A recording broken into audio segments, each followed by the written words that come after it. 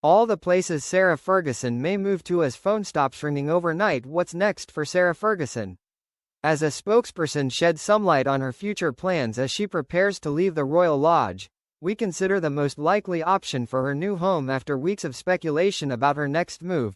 Sarah Ferguson has broken her silence. The former Duchess is set to leave the Royal Lodge, the home she has shared with ex-husband Andrew since 2008, by the end of the year. As such, she is on the hunt for a new property to call her own. It was most recently reported that she was moving into a granny annex on the grounds of eldest daughter Beatrice's property in the Cotswolds. But a spokesperson has now clarified that Sarah is still in the process of deciding where she will set up home. She's assessing a number of options currently, and no final decision has been made, her spokesman told People. The representative also debunked claims that Sarah will live in the annex or converted barn at Beatrice's country home, saying it was not correct. Additionally, staying at the home of her second daughter, Princess Eugenie, in Portugal, which had also been floated, is not on the cards. So what's next for Sarah? It's been speculated that she might consider moving abroad in order to escape the furore over her association with Jeffrey Epstein. The 66-year-old is said to be struggling following her and Andrew's very public fall from grace, and she could up sticks and head overseas. America seems unlikely given the Epstein association, and she seems to have also ruled out Portugal. Some experts have suggested that Switzerland might be top of Sarah's list. She has strong ties to the country. She and Andrew formerly owned a luxury chalet in the ski resort of Verbier. Although they sold the property in December 2022 due to financial issues, Sarah has spoken of her love of the region and its people, and in 2016 she even applied for Swiss residency. Furthermore, Switzerland is just a short 1.30 hours flight away from London. Sarah has a very close relationship with both her daughters, and it's unlikely she will want to live too far away, not least so she can continue to forge a relationship with her young grandchildren. The family factor will no doubt play an important role in Sarah's decision-making process. Her sister Jane Ferguson now resides in Australia with her family, an option, but an unlikely one given the great distance.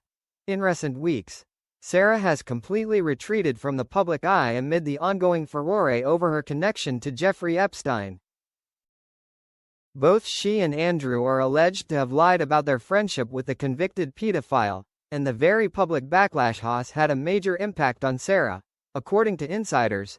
Now with no public standing, and essentially homeless, Sarah is said to be in a bad way. Royal commentator Helena Chard previously told Fox News, Fergie's nerves are frayed. She is shaken to the core by the loss of her royal safety net. She fears further humiliation and worries that the serious allegations will affect her girl's standing. Another expert, Hilary Fordwich, added, she's described as massively on edge and panicking about her own future. The phone has, reportedly, stopped ringing altogether, with friends and business associates keen to distance themselves from the disgraced former couple, who have both gone to ground, hunkered down in their decaying 30-room Windsor mansion ahead of their eviction. A source told the Daily Mail, Sarah is going around blaming herself. She keeps repeating, what if I hadn't done this, or hadn't done that. The phone has stopped ringing overnight. Even those who were willing to defend her less than a month ago don't want to have anything to do with her now. It's a disaster, professionally and personally. Even she can't see a way of bouncing back. Former BBC royal correspondent Jenny Bond told The Mirror. As I have mentioned before, for some reason, Andrew and Fergie have been drawn to great riches like moths to a candle. Sarah in particular seems to have been totally incapable of living within her means ever since she married into the royal family. Part of her money problem stems from her generosity. She has always loved to shower people with extravagant gifts, perhaps because of her low self-esteem. She thought it was a way to make them like her. As she said herself, she was always striving to be the pleaser.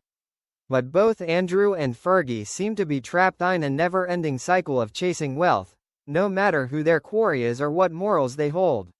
Now, in their 60s and both in deep disgrace, surely the time has come for them to cut their cloth to suit the money they have.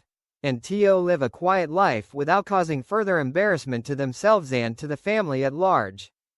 But despite the potential lucrative offers, royal expert Jenny believes that while there is no telling what Sarah will do next.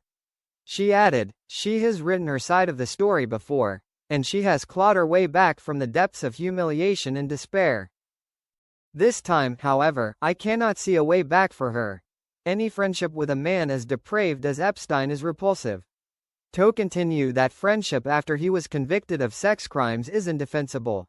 To sell her side of the story and take money for talking about Epstein would be equally indefensible. If she has got any sense, and I am afraid that is up for debate, she will maintain a low profile and live her life quietly out of the public gaze.